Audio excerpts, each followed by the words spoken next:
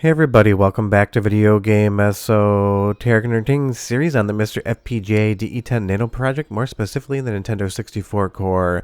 This is an exciting one because just a few hours ago, Mark Kurko of Kurko Mods released BK Nostalgia 64 to his Patreon members. This is a brand new game in the Banjo Kazooie universe that's basically a love letter to everything nostalgic from the Nintendo 64 era. And I know people are going to be very curious as to whether or not it ran on the MiSTer FPGA core. That's exactly what I'm doing today, testing this game within the core to see how well it functions and just to see how fun it is. And if all you want to know is if it works, spoiler alert, it is perfectly fine. I'm playing it on both the turbo core and the stock core. I encountered absolutely no bugs, graphical issues, or otherwise in my entire playthrough. It is just buttoned up start to finish as far as I've gotten into the game, at least, working perfectly fine on the MiSTer FPGA core. And I know this is targeting original hardware as well as software emulation, so the good thing is, even if you don't have a MiSTer and you just saw the thumbnail and wanted to hear about BK Nostalgia 64, you can basically play this thing any way you want. And in my limited time with it, about an hour and a half so far, I've absolutely fallen in love with it. It is a ton of fun and it has a very fun sense of whimsy and charm to it. Because like I said, this is basically just harkening back to the glory days of Nintendo 64 if you were around in the 90s, and it's taking inspiration from many different Nintendo 64 titles. Now, I'm not going to show you everything this game has to offer because I want you to go in and be surprised by a lot of it. So I'm just going to give you kind of the introductory areas here. You're going to get 3 different worlds from Super Mario 64, but of course remade basically within Banjo Kazooie. The music is going to change, the environments are going to change. It's going to be both familiar and completely foreign at the same time, and that is such a good place to start a mod from. There's like 50% recognizable information here and 50% completely new things that you're going to discover as you move along, and that is just a really fun sense of discovery when you find something new in an area you feel like you've explored maybe 100 times before in Super Mario 64. And as we run around here, I would say the performance is great. Now, this is on the Nintendo 64 Turbo core, so I can get a couple extra frames, but I love that as opposed to having the giant chain chomp there, you have the bowl, and as opposed to having a star, you have one of the jiggy puzzle pieces behind that gate. Now, the question is, how do you get there? Because it is not via having to actually ground pound the post that the chain chomp would have been on back in Nintendo 64 days on Super Mario 64. So there's a lot of creative design decisions here. You'll see things where they used to be, but how you access them is going to be completely different, and you're even going to get some 2D side-scrolling areas as well. Now, the platforming in this game is precise, and of course it still has 3D platformer controls, so it's going to take a minute or so for you to actually get your head wrapped around it. But the nice thing is, Kurko Mods didn't force a death there. If you fall into the lava, you don't take damage, you just get to try again. So it is very forgiving for being very challenging. You need to collect notes to unlock other areas in the game with other Nintendo 64 theme levels inside of them, and you're going to need a decent amount of notes. The next door is a 200 note door, and you have to get out of the level with the notes. If you die within it, it's going to reset you. So there's definitely going to be a lot of challenge here, and that is going to be a ton of fun. But honestly, this game just feels like something that could have released back in the day as a smaller title from Rare. The amount of polish, the amount of charm, the amount of in-jokes in this game, it's just absolutely brimming and overflowing with fun, and that is awesome. I know Mark Kurko has been teasing this thing and showing previews on Twitter for a long time now, and I want you to be aware you do need to be a member of his Patreon if you want to play this until it releases later this month. But for the $5 on offer, it honestly is absolutely worth every single penny. I think even for $10 you'd find yourself having a ton of fun. Now, if you remember in Super Mario 64, you went into that alcove to teleport to the top, but here in BK Nostalgia 64, you end up in a completely different area. This is the only puzzle piece that I'm going to show you how to get in the entirety of the game. The rest of them are going to be up to you because you do want to discover them on your own. So don't watch a walkthrough, don't watch a 100% playthrough unless you don't want to play the game, because the sense of discovery is going to be awesome. And my favorite part is the recreated soundtrack in Banjo 64. So go ahead and listen, and I'll be right back.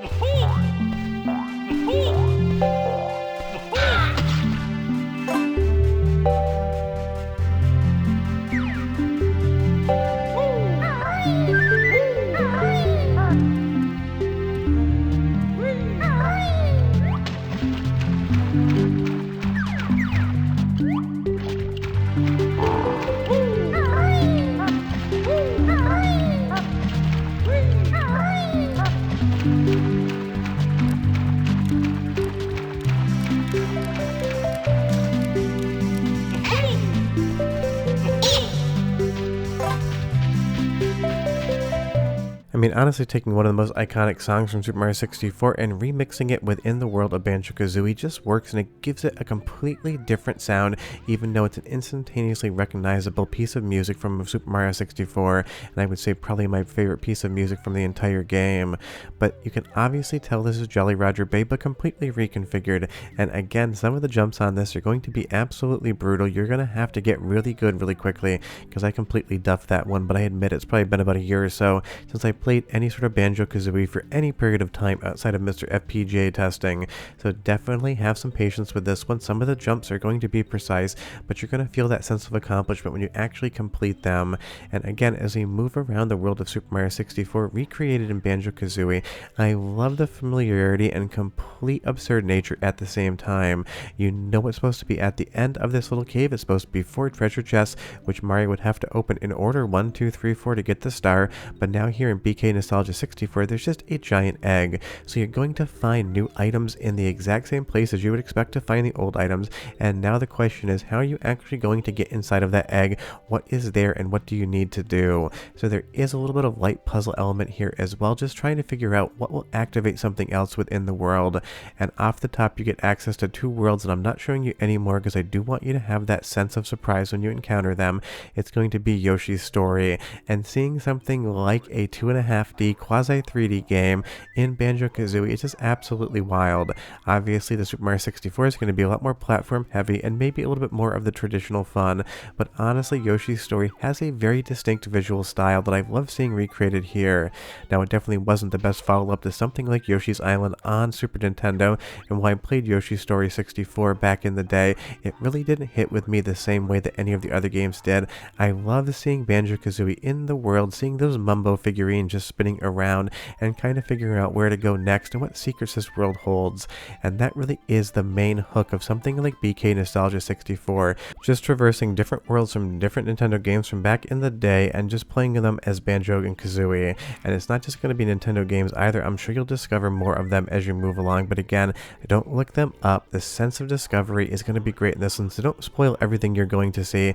Just kind of hang with it and discover on your own. I love that Yoshi's just hiding there in the background, and you might see a Bowser too if you look close enough.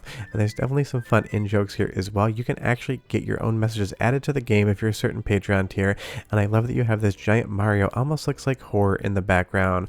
But it's time for one more soundtrack sample, moving back to Super Mario 64 because I love the music pivoted into the Banjo Kazooie style. 45 seconds and I'll be right back with more.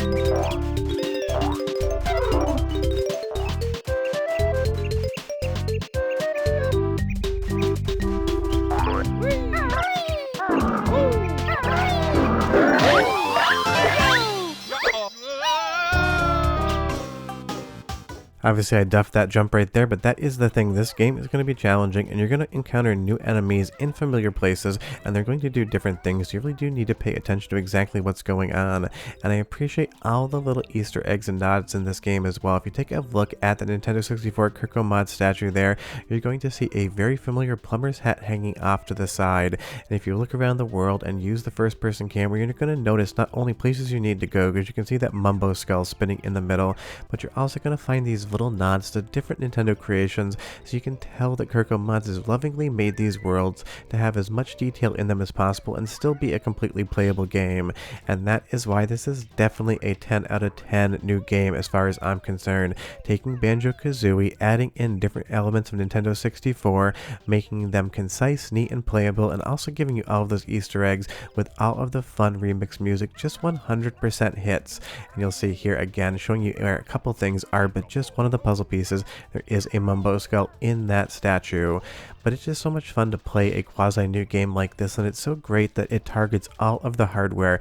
You don't just need to use software emulation, you don't just need to use an original Nintendo 64 with a flash cart, you can use MiSTer FPGA as well. And if you're here to know how well it worked, in my entire playtime with this game, I had no issues whatsoever. I loaded the file up in the Nintendo 64 Turbo Core, I hit start, started playing it, and I played it like it was a regular Nintendo 64, because not every single fan game and ROM hack for the Nintendo 64 runs on real hardware or MiSTer FPGA, so it's so nice to see one of the biggest ROM hacks in some years now working in basically every configuration, every platform out there, so you don't have to be an original Nintendo 64 owner with a flash card to be able to play BK Nostalgia 64. If all you want to do is grab the file from Mark Kurko's Patreon and go ahead and load it up into something like Areas, you'll be totally fine.